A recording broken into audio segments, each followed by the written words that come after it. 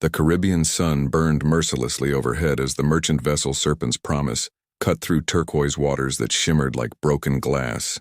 Salt crusted the railings and the deck timbers groaned with each swell that rolled beneath the hull. Elias wiped sweat from his brow with a threadbare sleeve, his small frame barely casting a shadow as he scrubbed the quarterdeck under the watchful, contemptuous eyes of the crew. At 14, Elias was the youngest aboard, an orphan from Port Royal who'd been sold into service to pay his dead father's debts. His hands were calloused and scarred, his clothes patched so many times the original fabric was a mystery. The sailors treated him like vermin, something to be kicked aside or ignored, useful only for the work no one else wanted to do. "Boy, stop daydreaming and fetch more rope from the hold." First Mate Garrett's voice cracked across the deck like a whip. He was a mountain of a man, with a beard that hung to his chest and eyes like chips of flint. The crew laughed as Elias scrambled to his feet, nearly tripping over the bucket of filthy water. "Careful now. Wouldn't want you to fall overboard," sneered Jonas, a gap-toothed sailor with a cruel streak wide as the ocean, "though I reckon even the fish would spit you back out." More laughter erupted as Elias descended into the darkness of the hold, his cheeks burning with humiliation. The air below deck was thick and rancid, reeking of bilge water, rotting provisions, and something else, something strange and almost sweet, like tropical flowers left too long in the sun. The hold was a maze of cargo nets, barrels and crates lashed tight against the ship's rolling motion. But Elias wasn't heading for the rope. For 3 days now, since they'd captured her, he'd been making secret trips below deck, drawn by curiosity and something he couldn't quite name. In the darkest corner of the hold, past the rum barrels and spoiled salt pork, a iron cage sat bolted to the floor, and inside, illuminated by the thin shafts of light that filtered through the deck planks above, was the Siren. She was unlike anything Elias had ever imagined. Her upper body resembled a woman's, though her skin held an iridescent quality, shifting between pearl and silver and pale blue depending on how the light struck her. Her hair was the color of deep water at midnight, flowing past her shoulders in waves that seemed to move of their own accord. But below her waist, her body transformed into a powerful tail covered in scales that glimmered like moonlight on waves, ending in delicate fins that lay limp and damaged against the cage floor. Heavy iron chains bound her wrists and throat, the metal crusted with rust and old blood. Her eyes, large and ancient, the color of storms gathering on the horizon, tracked Elias as he approached, clutching a piece of hardtack and a water flask he'd stolen from the galley. "Hello," he whispered, kneeling beside the cage. The other sailors refused to come near her, terrified by the stories of how she'd lured an entire merchant crew to their deaths off the coast of Tortuga before Captain Reeves had managed to trap her with nets soaked in some dark witch's brew. The Siren didn't respond. She never did. But neither did she try to sing, which Elias had been warned was how her kind killed. With voices so beautiful they drove men mad with longing until they threw themselves into the sea to drown. He pushed the hardtack through the bars. "I know it's not much, but you have to eat something. You're getting weaker." It was true. When they'd first brought her aboard, thrashing and screaming in a language that made the hair on Elias's arms stand straight, she'd been fierce and terrifying. Now, after days without food or proper water, her movements were sluggish, her scales losing their luster. "The captain wants to sell you to some rich collector in Bridgetown," Elias continued, settling into a more comfortable position. The hold creaked and swayed around them. "He says you'll make him rich enough to retire. Though between you and me, I think he's more afraid of you than he lets on." The Siren's gaze remained fixed on him, unblinking and unreadable. "I brought water too. Real water. Not the brackish stuff they tried to give you before." He unscrewed the flask and carefully tilted it through the bars. For a long moment she didn't move. Then slowly, painfully, she shifted forward and drank, her throat working as she swallowed. The chains clinked softly with each movement. "That's it," Elias encouraged. "You need to keep your strength up." When she'd finished, she retreated to the back of the cage, watching him with those storm-colored eyes. Elias found himself talking, as he always did during these visits. The silence of the hold was oppressive, and she was the only thing aboard that didn't mock him or curse his existence. "Do you know about stars?" he asked, settling his back against a barrel. "I mean, you must have seen them from the water. But I've been reading the captain's navigation books when he's drunk enough not to notice." There are patterns up there, whole stories written in light. The ancient Greeks named them after their heroes and monsters. He traced shapes in the air with his finger, describing constellations he'd memorized. That one's Orion the hunter, and over there that's Cassiopeia, a queen who was so vain the gods punished her by chaining her to the sky. Kind of like you, I suppose. Chained up where you don't belong. Something flickered in the siren's expression. Was it understanding? Sorrow? Elias couldn't tell. Boy, where in the seven hells are you? Garrett's bellow echoed down through the deck. Get your scrawny hide up here before I come down and drag you up by your ears. Elias scrambled to his feet. I have to go. I'll come back tonight if I can. I promise. As he turned to leave, he heard it, so soft he almost missed it beneath the creaking of the ship's timbers. A sound like wind through sea caves, like the sigh of waves on a distant shore. The siren had made a noise, the first sound he'd heard from her that wasn't a scream. He glanced back. She was watching him still, but now one pale hand was pressed against the bars of her cage, reaching toward where he'd been sitting. Elias's heart clenched in his chest. He didn't know what she was or what she'd done to deserve this imprisonment. But in that moment he saw only another creature suffering alone in the dark, far from home. I'll come back, he repeated, more firmly this time. I promise. Then he grabbed an armful of rope and hurried back up to the blinding light of day, where the crew was already jeering at his tardiness and Garrett was sharpening his knife with long, deliberate strokes that promised punishment. But Elias barely heard them. His mind was below deck in the darkness with the chained siren who'd reached for him like he mattered, like he was more than garbage to be discarded. That night, after his duties were done and the crew had descended into their usual debauchery of rum and dice games, Elias crept back to the hold. He'd saved half his dinner ration, a piece of salted fish and some hard cheese, and refilled his water flask. The siren was exactly where he'd left her, but she straightened when she saw him approaching, her chains rattling softly. I told you I'd come back, Elias said, kneeling by the cage again. He offered the food through the bars.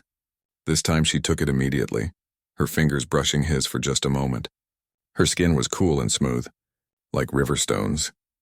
As she ate, Elias continued talking, telling her about his life before the ship, his father who'd been a carpenter, his mother who'd died bringing him into the world, the little house by the harbor where he'd been happy once, before debt and disease took everything away. I don't belong up there either, he confessed quietly, gesturing toward the deck above. They all know it. I'm too small, too weak, too soft-hearted for this life. But I've got nowhere else to go.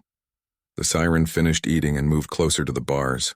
In the dim light, her scales caught what little illumination filtered down, creating patterns that reminded Elias of the way moonlight danced on water. Then she did something that made his breath catch. She opened her mouth, and from her throat came a sound unlike anything he'd ever heard. Not words, but not quite music either. It was the sound of deep ocean currents, of whale songs echoing through endless blue, of tides pulling at the world's edges. It was lonely and beautiful and ancient beyond measure. Elias felt tears prick his eyes without knowing why. When the sound faded, the siren tilted her head, studying him with an intensity that made him feel transparent, like she could see every secret fear and hidden dream he'd ever harbored. I wish I could let you out, he whispered. I wish I could send you home wherever that is. She reached through the bars again, and this time Elias didn't pull away. Her cool fingers touched his face, tracing the line of his jaw with surprising gentleness. Then she drew back and placed her hand over her heart. In that gesture, Elias understood. Whatever she was, wherever she came from, she'd recognized something in him. The same loneliness, the same longing for kindness in a cruel world. They were both prisoners, both powerless, both scorned by those who held the keys to their cages. Elias, he said softly, touching his own chest. My name is Elias. The siren's lips moved, shaping the syllables soundlessly. Elias. Then she touched her own chest and made that strange sound again, but different this time, shorter, more focused. It sounded like waves breaking on coral reefs, like wind singing through ship's rigging. Is that your name? Elias asked. She nodded slowly. It's beautiful, he said, even though he knew he could never reproduce that sound with his human throat. I'll try to remember it exactly. They sat together in the darkness for a long time, not speaking, but not quite silent either. The ship rocked gently around them, and somewhere above, the crew's laughter rang out harsh and hollow. But down here in the secret shadows of the hold, a cabin boy and a captive Siren had found something precious and fragile, a moment of mutual recognition, of seeing and being seen. When Elias finally left, climbing back up to curl into his hammock in the crew quarters, he felt different somehow. Less alone, less invisible. He didn't know that 3 days hence the sky would turn black with fury and the sea would rise up like the walls of Jericho. He didn't know that his small acts of mercy would become the difference between salvation and destruction. All he knew was that tomorrow he would go back to the hold. He would bring more food, more water, more stories about the stars, and the Siren would be waiting, her storm-colored eyes watching the darkness for the moment when he appeared, bearing kindness like a candle in the endless night. The change came gradually like a fever creeping through blood. By the 4th day of the Siren's captivity, even the most superstitious sailors began to notice the shift in the world around them. The Caribbean, typically a paradise of brilliant blues and endless sunshine, began to transform. The water darkened to the color of tarnished silver, and the wind carried a metallic taste that made men's teeth ache. Clouds gathered on the horizon like bruises forming on pale skin, never quite arriving but never quite dispersing either. "It's the creature," muttered old Tom, the ship's weathered carpenter who'd survived 40 years at sea. He spat tobacco juice over the rail and made a warning sign with his gnarled fingers. "She's calling something. Mark my words, we should have killed her when we had the chance." Captain Reeves, a cruel man with calculating eyes and a reputation for brutality even by pirate standards, dismissed such talk. "Superstitious nonsense. She's just a beast, same as any shark or whale, and she'll make me 5,000 pounds sterling when we reach Bridgetown." But Elias, who visited the Siren twice each day now, could feel the truth in old Tom's words. The Siren was changing too. Despite the food and water he brought, she was weakening physically, her scales dulling and her movements becoming more labored. Yet something else was growing stronger in her. He could see it in her eyes, which had begun to glow faintly in the darkness like phosphorescence on night waves. "What's happening?" he asked during one evening visit, offering her a chunk of fresh bread he'd bartered his own dinner for. "Are you calling to something? Someone?" The Siren took the bread but didn't eat immediately. Instead, she pressed her palm flat against the cage bars and looked at him with an expression so intense it made his stomach twist. Then she opened her mouth and sang. It wasn't the haunting, wordless sound she'd made before. This was different, structured, purposeful, like language made of music. The notes seemed to bypass his ears entirely and resonate directly in his chest, making his ribs vibrate and his heart stutter. He saw images flash behind his eyes, vast underwater cities built of coral and pearl, great gatherings of sirens singing in harmony, currents that spanned the entire ocean connecting all living things in an invisible web of sound and sensation. And he saw himself, not as he was now, small and worthless, but as she saw him, a light in darkness, a bridge between worlds, someone who mattered. When the song ended, tears were streaming down Elias's face. He understood now somehow, though he couldn't have explained it in words. She was calling to her people, yes, but also to the sea itself, asking for judgment, asking for rescue, asking for vengeance against those who'd torn her from her home and chained her in the dark. "I'm sorry," he whispered, wiping his eyes roughly. "I'm so sorry this happened to you." The Siren reached through the bars and touched his face again, her cool fingers tracing the tracks of his tears. Then she withdrew and curled into the corner of her cage, suddenly looking unbearably ancient and unbearably fragile. Elias stayed with her until he heard the watch change overhead, then reluctantly climbed back to the deck. The moment he emerged into the night air, he gasped. The sky had turned the color of deep bruises, purple-black shot through with veins of sickly green. The stars were gone, swallowed by clouds that roiled and churned like living things. The wind had picked up too, warm and wet and wrong, carrying the smell of ozone and something else, something rotting and ancient. "There you are, you little rat." Jonas grabbed Elias by the collar and hauled him roughly across the deck. "Captain wants to see you now." Elias's blood turned to ice. In all his months aboard the Serpent's Promise, he'd been carefully invisible, doing his work quietly and avoiding attention. Being summoned to the captain's cabin was never good. Captain Reeves's quarters were luxurious by ship standards. Thick carpets covering the floor, a massive oak desk bolted down and covered with charts and instruments. oil lamps casting warm light over everything, but the man himself radiated cold menace. His sharp features and calculating eyes making Elias think of sharks circling beneath a drowning man. "Boy," Reeves said, not looking up from the map he was studying. "I've been hearing interesting things about you." Elias's mouth went dry. "Sir?" "Garrett tells me you've been spending considerable time in the hold, going down there even when you have no duties that require it." Now Reeves looked up, his gaze pinning Elias like a butterfly to a board. "Care to explain why?" Elias's mind raced. "I was just checking the cargo, sir. Making sure nothing's come loose with all the rough water lately." "Liar." Reeves stood slowly, walking around the desk with predatory grace. "You've been visiting the creature. Feeding it. Talking to it. She was starving, sir." You thought?" Reeves laughed, a sound like breaking glass. "You're not paid to think, boy. You're barely paid at all." He backhanded Elias across the face, sending him sprawling to the floor. "That creature is valuable cargo. Every scrap of food it consumes comes from my investment. And you've been stealing from me. I'm sorry, sir." "I won't." "You're right, you won't, because you're going to stop these visits immediately. In fact, to make sure you understand the consequences of theft aboard my ship, you'll spend tomorrow in the hold, chained right next to your monster friend. Let's see how affectionate you feel toward her after 24 hours in the dark." Breathing her stench, listening to her scratch at those bars. Elias tried to protest, but Garrett was already there, hauling him to his feet and dragging him out of the cabin. The crew had gathered on deck, drawn by the commotion, and their jeers followed him as he was manhandled toward the hold. "That's what you get for playing nursemaid to a demon. Hope she doesn't get hungry in the night, boy.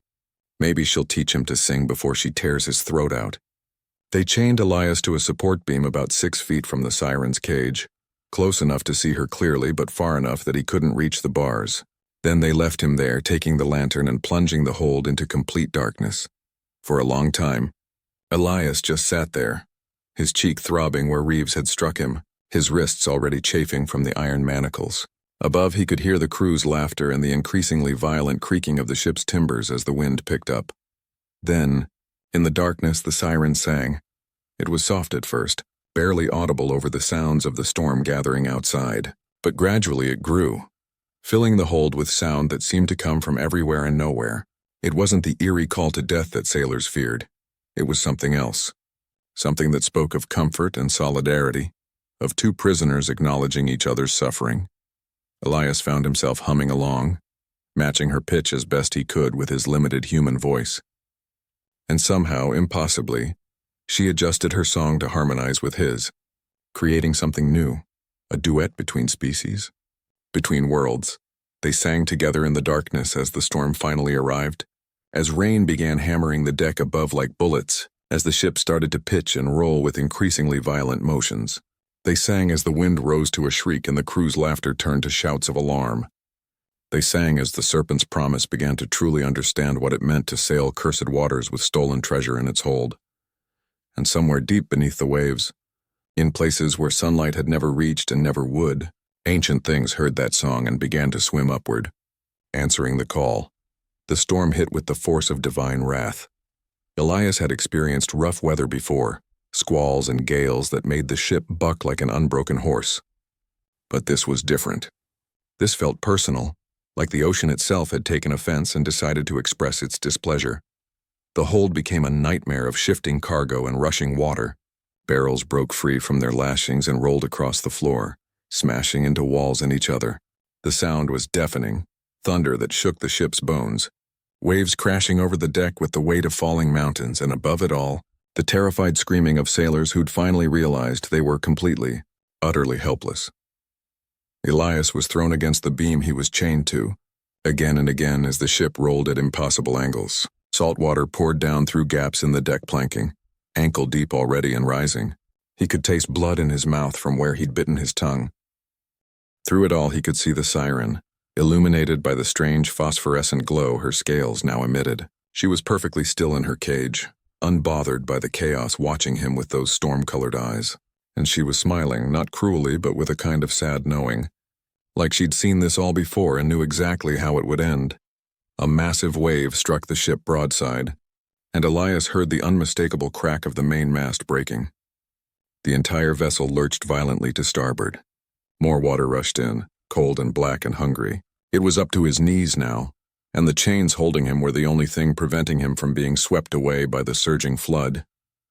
This was it, he realized with strange clarity. This was how he died, chained in a flooding hold, drowning in darkness while the crew above scrambled uselessly against an unstoppable force. His short, miserable life would end as it had been lived, alone, forgotten, meaningless. But then the siren began to sing again. This time, it wasn't the gentle, comforting sound she'd shared with him before. This was the true song, the killing song, the sound that had lured countless sailors to their deaths. It was beautiful beyond description and terrible beyond comprehension. A sound that rewrote reality itself, that reached into a man's chest and took hold of his heart and squeezed. Elias felt it wash over him, through him, remaking him from the inside out. He should have been terrified. He should have been driven mad. But instead he felt safe, protected, like the song was a shield wrapping around him, keeping him separate from its destructive power. The siren was singing his name, not just Elias as he taught her, but his whole name, his true name, everything he was and had been and might become, distilled into pure sound. She sang of the orphaned boy who showed kindness to monsters, of the weak who chose gentleness even when strength was demanded, of the forgotten who refused to forget others, and the ocean heard her. The ship groaned and shuddered, but the worst of the rolling stopped. The water stopped rising, and from somewhere far below, from depths that could crush steel and break stone, something vast and ancient began to rise. The change in the storm's fury was immediate and unmistakable. One moment the Serpent's promise was being torn apart by waves that seemed determined to drag the ship and all aboard into the lightless depths. The next, the violence simply stopped, not ended, stopped, as if a hand the size of a mountain had reached out and said enough, and the ocean itself had no choice but to obey. The water in the hold, which had been rising inexorably toward Elias's chest, suddenly began to drain away, flowing out through the seams and gaps in the hull with unnatural speed. The ship still rocked, but the motion had changed from chaotic violence to something rhythmic and purposeful, like they were being cradled rather than assaulted. Above deck, Elias could hear the crew's screams take on a new quality. No longer terror at the storm, but terror at something else. Something worse. The siren had stopped singing his name, but she hadn't stopped singing. The sound emanating from her throat now was impossibly deep, resonating in registers that human ears shouldn't be able to hear, but that Elias felt in his bones, in his teeth, in the fluid of his eyes. It was a conversation, he realized. She was singing to something, and that something was singing back. "What's happening?" he called out, struggling against his chains. "What did you do?"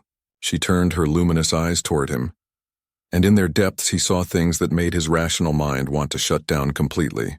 Vastness beyond measure.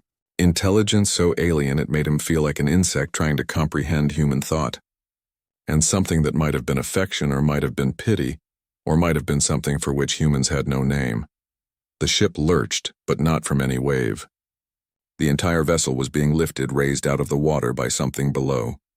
Elias heard Wood groaning in protest, heard the screams intensify above deck, heard someone, it might have been Captain Reeves, shouting orders that would never be followed because the ordinary rules of seamanship had ceased to apply. They were still rising. 10 feet above the water's surface. 20. 30.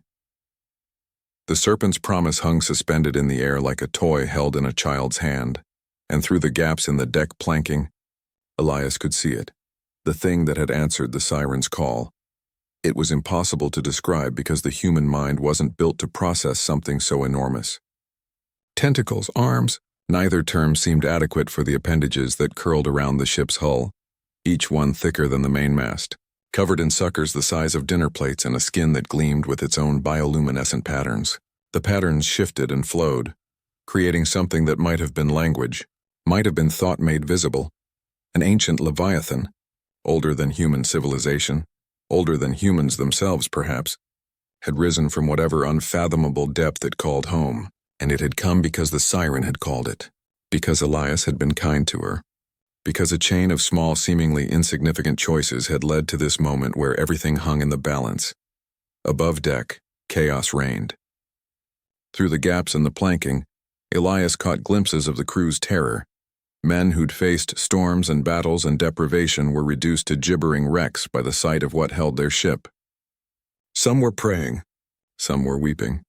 Jonas, who'd mocked Elias so mercilessly, had curled into a ball by the foremast and was making high, keening sounds that might have been an attempt at a prayer.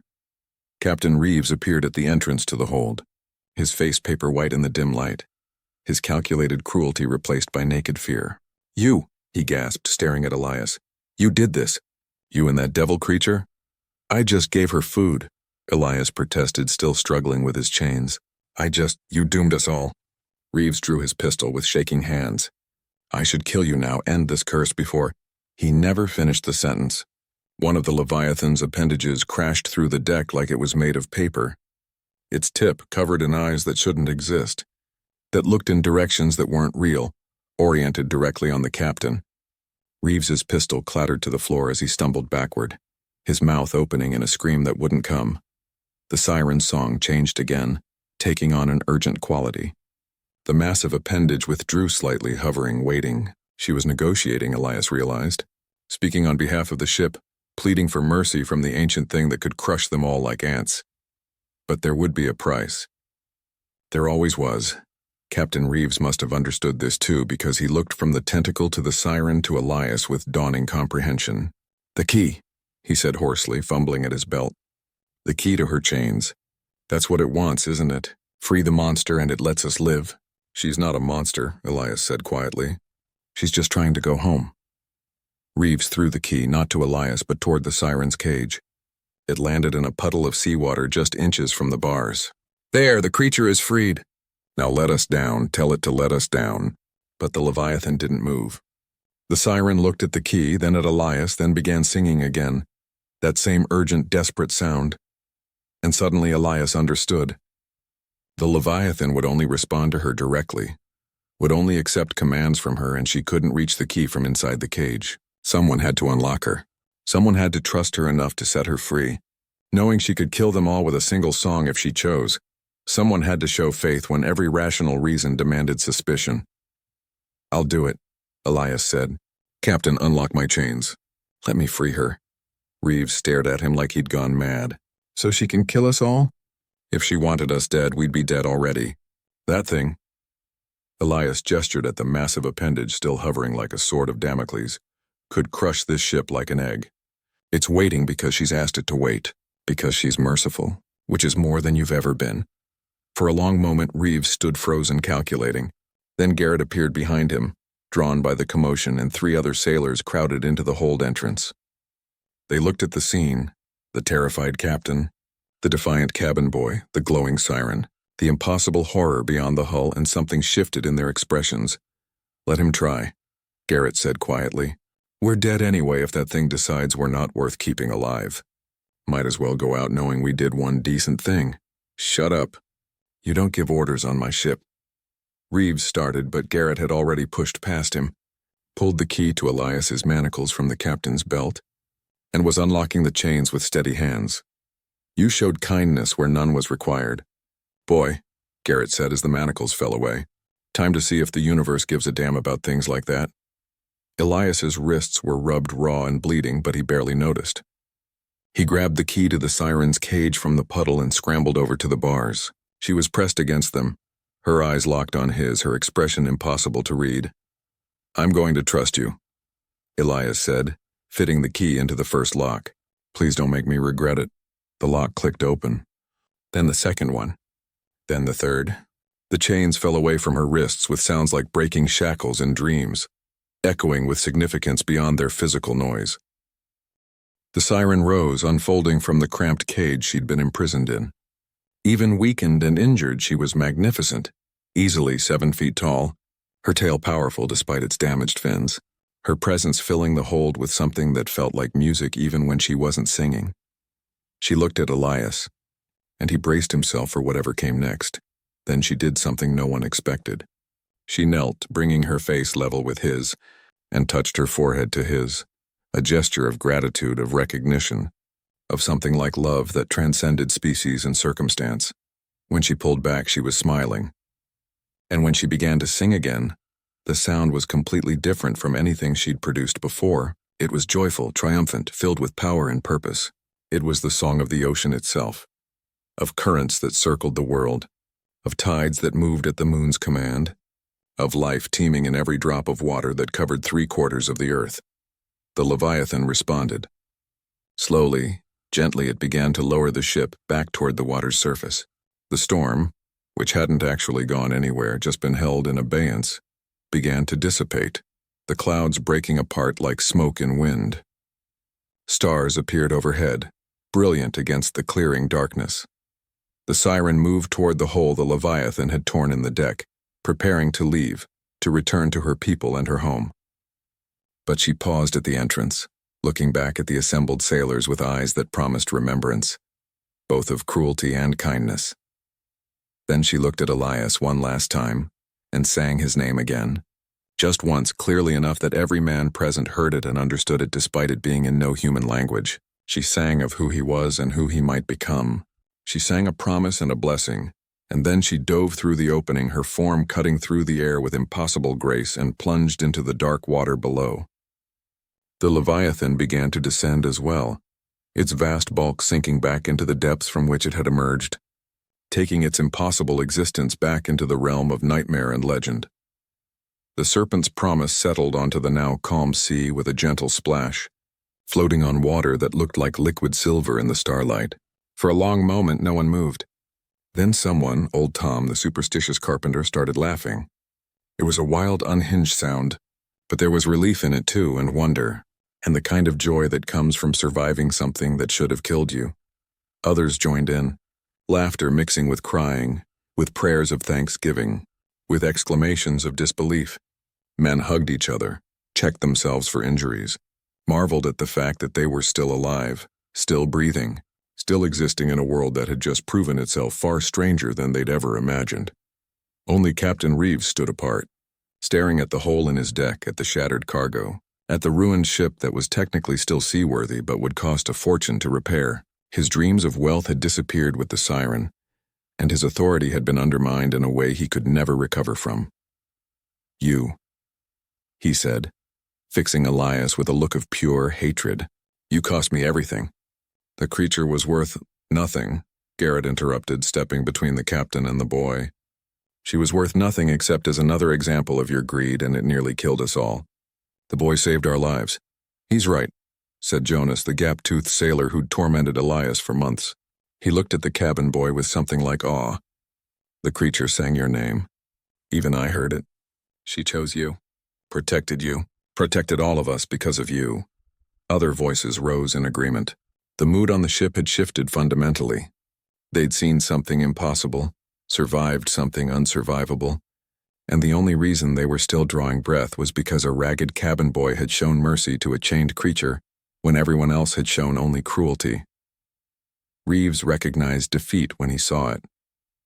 His hand moved toward the pistol at his belt, but Garrett's hand was already there, removing it smoothly. "I think you've given enough orders for one voyage, Captain. We'll discuss the chain of command once we make port." It wasn't quite mutiny, but it was close enough.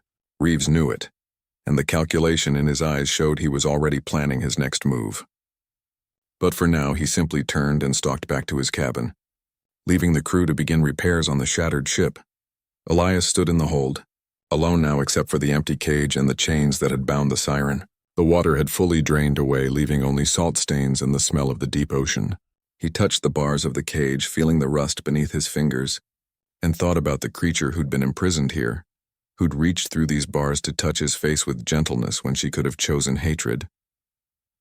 "Thank you," he whispered to the empty air, "for not making me wrong about you." From somewhere far below the hull, so deep it might have been his imagination, he thought he heard an answering note, a fragment of song carried on currents that connected all the world's waters. It might have been farewell. It might have been promise. It might have been both. Elias climbed back up to the deck, emerging into a night that had been scrubbed clean by the storm's passage. The Caribbean stretched out in all directions, dark and peaceful now, hiding its ancient secrets beneath a surface that reflected the stars like a mirror. The crew was already working, patching the hole in the deck, securing loose rigging, taking inventory of what had been lost and what remained. But when Elias appeared, the work paused. Men who'd never given him a second glance now nodded respectfully. Jonas actually stepped aside to let him pass, mumbling something that might have been an apology. Garrett approached, his craggy face unreadable in the dim light of the ship's lanterns. "You should get some rest, boy. You've had a longer night than any of us." "So have you," Elias pointed out. "Aye, but I'm not the one who got personally thanked by a creature of legend." Garrett studied him for a moment. "What are you going to do when we make port?" "Captain won't forget this, even if he pretends to. He's not the forgiving type." Elias hadn't thought that far ahead. He'd been so focused on surviving the moment that he hadn't considered what came after. "I don't know. Find another ship, I suppose. Start over somewhere new. Or," Garrett said slowly, "you could stay with us." Several of the men were talking. They think maybe it's time for a change in leadership aboard the Serpent's Promise. Someone who doesn't see every living thing as cargo to be sold. Someone who understands that mercy isn't weakness. He paused meaningfully. "Not saying you'd be captain, you're too young and inexperienced for that. But as a first mate to a new captain, someone the crew already respects because a siren sang his name, that might work." It was an offer Elias had never imagined receiving. Respect, position, a future that didn't involve scrubbing decks and swallowing insults. But something about it felt wrong, like putting on clothes that didn't quite fit.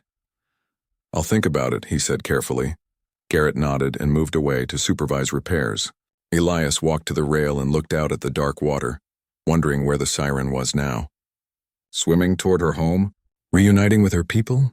Telling stories about the strange human boy who brought her food and spoke to her of stars? The night air was warm and salt-sweet, cleaner somehow than it had been before the storm. Elias closed his eyes and breathed it in, feeling exhaustion settle into his bones. He should sleep. He should help with repairs. He should do any number of practical, sensible things. Instead, he found himself humming, trying to recreate the melody the siren had sung, the one that contained his name and his nature and his worth. He couldn't match it, not with his limited human voice, but he tried anyway, sending the sound out over the water like a message in a bottle, like a prayer to gods he didn't quite believe in. And somewhere in the vast darkness of the Caribbean night something heard him and remembered, and marked him in ways that would shape the rest of his life in ways he couldn't yet imagine. The first light of dawn found the Serpent's Promise limping toward the nearest port, her crew exhausted but alive, her captain confined to his cabin under what amounted to house arrest, and her formerly despised cabin boy standing at the bow, watching the sun rise over water that held more mysteries than any human would ever fully comprehend. 3 weeks passed before the Serpent's Promise made port in Bridgetown, Barbados. 3 weeks of hard sailing, constant repairs, and a fundamental reshaping of the ship's social order. Captain Reeves remained nominally in command, but his authority had become a hollow shell. The real power now rested with Garrett and the crew members who'd stood with him that night, men who'd seen the consequences of cruelty and chosen a different path. For Elias, those weeks were strange and unsettling. Overnight he'd gone from invisible to unavoidable. Men who'd never spoken to him now sought his opinion. Jonas, his former tormentor, had appointed himself Elias's unofficial bodyguard, as if protecting the boy might somehow atone for months of casual cruelty. Even old Tom treated him with a superstitious reverence, making warding signs whenever Elias passed but nodding respectfully all the same. "They think you're blessed," Garrett explained one evening as they worked together to splice damaged rigging, touched by the deep, protected by powers beyond human understanding. "I'm not," Elias protested. "I just fed a hungry creature. Anyone would have done the same." "But they didn't, you did. And that makes all the difference." Garrett tied off the splice with practiced efficiency. "The question is, what are you going to do with it? This gift the ocean gave you?" Elias didn't have an answer. He spent his nights at the rail, staring out at the water, half expecting to see a silver-scaled form break the surface or hear a song carried on the wind. But the sea kept its secrets, and if the siren thought of him at all, she gave no sign. The dreams, though, those were harder to dismiss. Every night since the storm, Elias dreamed of the ocean depths. He swam through coral forests that glowed with their own light, past fish that sang in harmonies more complex than any human music, down to places where the pressure should have crushed him, but instead felt like coming home. And in those dreams, he wasn't alone. The Siren swam beside him, and behind her a dozen others, her family, her people, her kind. They sang to him, teaching him things that evaporated like morning mist when he woke, but left behind a residue of understanding, a sense that he was being prepared for something he couldn't yet name. On the morning they sighted Barbados, Elias woke from such a dream with the taste of salt in his mouth and the certainty that his old life was truly over. Whatever happened next, wherever he went, he would never be the same person who'd boarded the Serpent's Promise all those months ago. The port of Bridgetown was a riot of color and noise, a thriving colonial hub where ships from a dozen nations crowded the harbor, their flags snapping in the tropical breeze. The docks teemed with sailors, merchants, slaves, and free men of every description, all shouting in a babel of languages while cranes swung cargo overhead and street vendors hawked their wares. The moment the Serpent's Promise tied up, Captain Reeves made his move. He'd been quiet during the voyage, biding his time, but he'd clearly been planning. Before the crew could even fully secure the ship, he was down the gangplank and heading straight for the harbor master's office, moving with the urgent purpose of a man about to settle accounts. "He's going to report us," Jonas said nervously, watching the captain disappear into the crowd. "Going to claim mutiny, say we tried to kill him. We'll all hang." But Garrett shook his head. "He's smarter than that. He knows if he accuses us formally, we'll tell the whole story. The captured Siren, the Leviathan, everything. And who's going to believe him? He'll be laughed out of every port in the Caribbean." He paused, his expression darkening. No, he's got something else planned. Something worse than official charges. Garrett was right. 3 hours later, a group of hard-faced men in mismatched clothing came aboard. Hired thugs. The kind of criminals who did the dirty work wealthy men couldn't afford to be associated with. They were led by a scarred brute who introduced himself as Morgan and carried a naval cutlass like he knew exactly how to use it. "We're looking for a cabin boy," Morgan said, his eyes scanning the deck. Scrawny kid about 14 answers to Elias. "Captain Reeves says he's a thief, stole valuable property and cost the captain a fortune. There's a bounty on his head, 20 pounds to whoever delivers him to the magistrate." It was a lie, of course, but a clever one. Reeves knew he couldn't claim mutiny, so he'd gone for simple theft instead. And 20 pounds was more money than most sailors saw in a year. All it would take was one crew member desperate or greedy enough to hand Elias over. For a long moment, no one spoke. Elias, who'd been coiling rope near the mainmast, felt every eye turn toward him. This was it, he realized. The moment when he'd discover if the respect he'd earned was real or just superstitious fear that would evaporate in the face of hard currency. Then Jonas stepped forward. "You've got the wrong ship, mate. No cabin boy by that name aboard the Serpent's Promise." Morgan's scarred face twisted into a sneer. "That's so, because I've got a detailed description and—" His eyes found Elias and his smile widened. "There, that's him."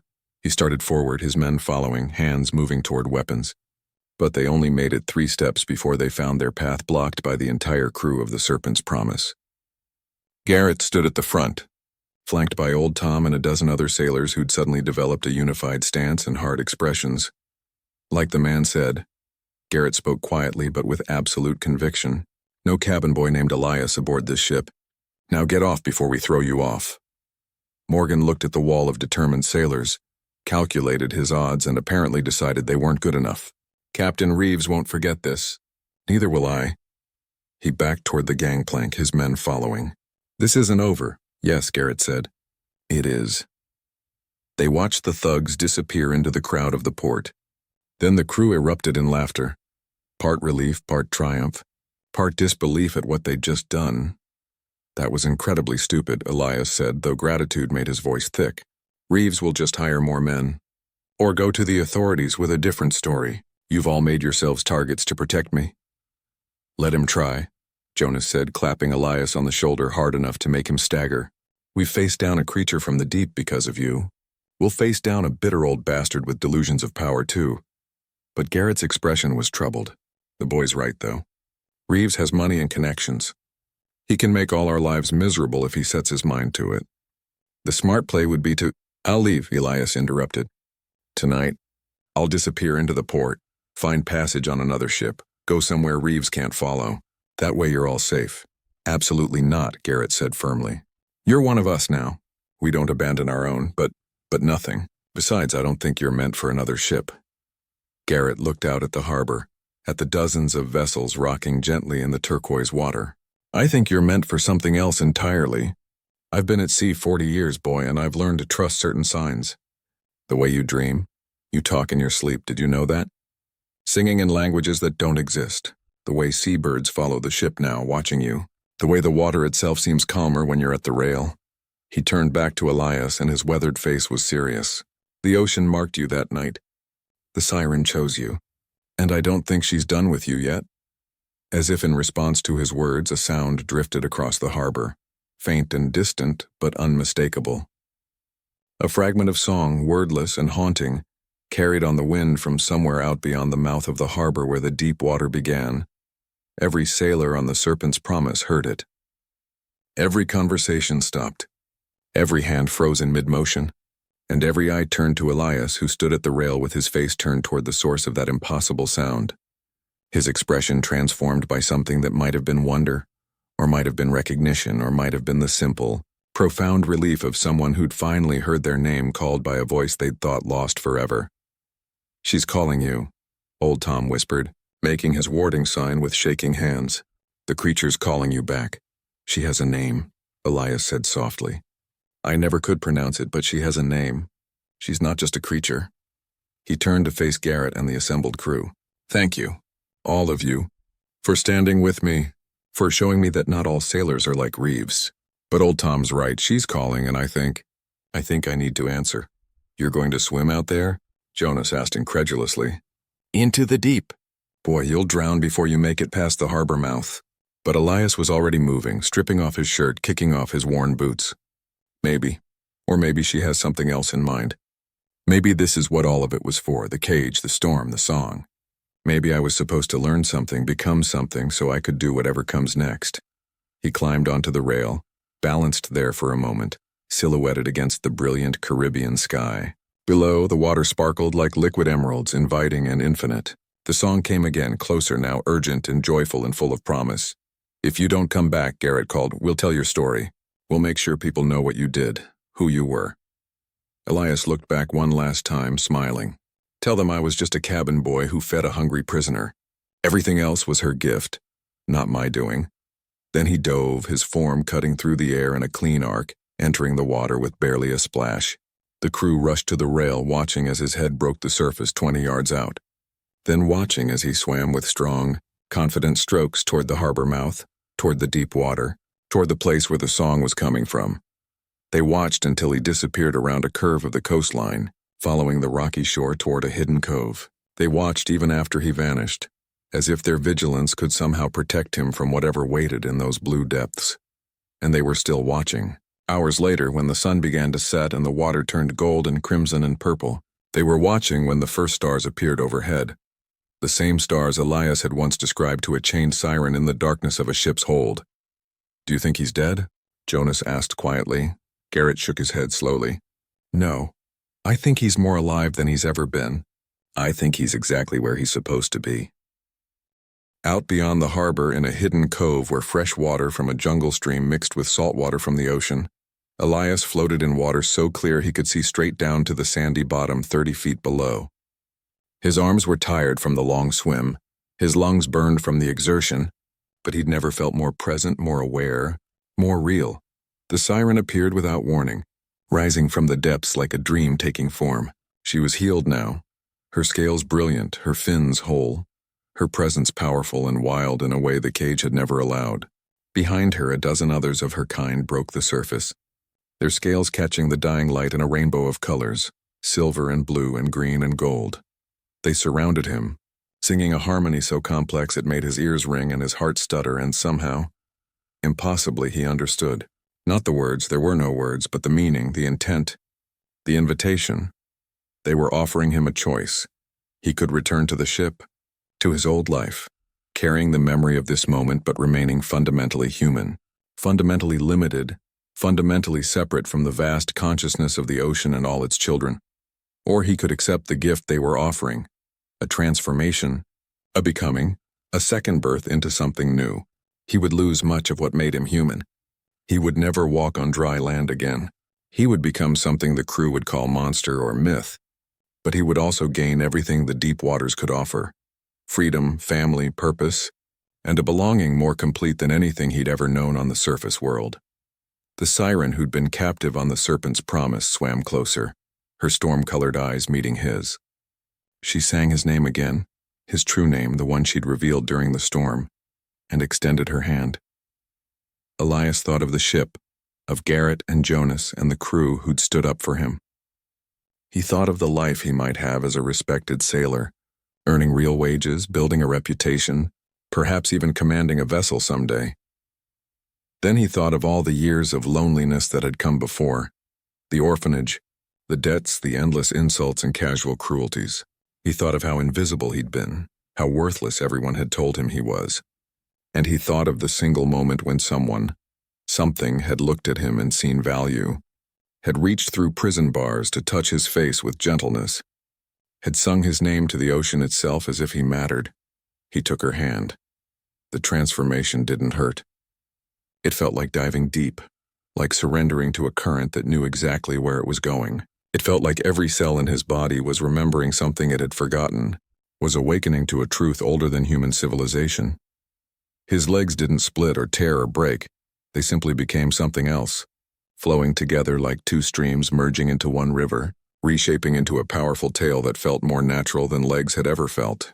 His lungs adapted, developing the capacity to extract oxygen from water as easily as air. His eyes changed, gaining the ability to see in the darkness of the ocean depths. His hearing expanded to encompass the vast symphony of sound that was the sea's true voice, and his voice, his human voice that had always been weak and forgettable, transformed into something that could sing not just sound but meaning, not just melody but truth. He sang, testing this new gift, and the other sirens sang back, welcoming him into their collective, their family, their ancient brotherhood and sisterhood of those who belonged to the ocean. The siren who'd chosen him, who he'd freed, who'd saved him in return, sang a question. What name would he take now that he was reborn? Elias thought for only a moment before he answered, singing in a language that had no human equivalent, choosing a name that meant bridge-walker, mercy-giver, chosen of the deep. The sirens accepted him, their song a chorus of approval and joy. Then together they dove down past where sunlight could reach, down to the cities of coral and pearl that existed in the stories sailors told, down to where the true life of the ocean happened, hidden from the surface world's awareness. Behind them, the sun set completely, plunging the cove into darkness. Small fish scattered, waves lapped gently at the rocky shore, and the only evidence that anything unusual had happened was a pile of human clothing on a beach that would be washed away by the morning tide. On the Serpent's Promise, the crew finally abandoned their vigil. Garrett ordered extra rum rations all around, and they drank toast to the cabin boy who'd taught them about mercy, who'd faced down a captain's cruelty with simple kindness, who'd been chosen by powers beyond human comprehension. He's not coming back, Jonas said, his voice sad but accepting. No, Garrett agreed. He's gone somewhere better, somewhere he actually belongs. They told stories about him that night, each sailor adding their own observations, their own moments when they'd seen something special in the boy they'd all overlooked. By the time dawn arrived, Elias had already become legend, his story growing and changing with each retelling. And that was fine. That was how myths were born. In the years that followed, sailors throughout the Caribbean began reporting strange encounters. Ships in distress would hear singing in the darkness and wake to find themselves mysteriously saved, guided to calm waters or away from hidden reefs by voices that seemed to come from everywhere and nowhere. Drowning men would feel gentle hands pulling them to the surface, would glimpse silver scales in the water before losing consciousness, would wake on beaches with no memory of how they'd gotten there. The stories always mentioned the same detail. The rescuing sirens were never hostile, never vengeful, never the man-eating monsters of old legends. They helped those who were helpless. They saved those who showed mercy to others. They protected the kind and punished the cruel. And their leader, the one who sang in a voice that seemed almost human, whose eyes held human sadness and human joy, was said to have once been a boy, just a cabin boy who'd fed a hungry prisoner and changed the world with his compassion. Captain. Reeves died bitter and alone 5 years later, his fortune lost to failed ventures and his reputation destroyed by stories of cowardice and cruelty. The Serpent's Promise sailed under Garrett's command for 2 more decades, becoming known as the luckiest ship in the Caribbean, blessed by the deep, protected by forces that asked only that the crew treat all living things with respect. And on warm nights when the moon was full, when the water was calm and the stars were bright, sailors swore they could hear singing drifting across the waves, not the deadly call of sirens luring men to their doom, but something else. Something hopeful, something that spoke of mercy rewarded and kindness repaid. The ocean had called a boy's name and he had answered, and in answering, he'd become proof that even the smallest act of compassion could ripple outward, changing everything, reshaping the world in ways no one could predict. The deep had chosen Elias, and Elias had chosen the deep, and that choice, made in a moment of trust in defiance of every reasonable fear, had created something new under the sun and stars.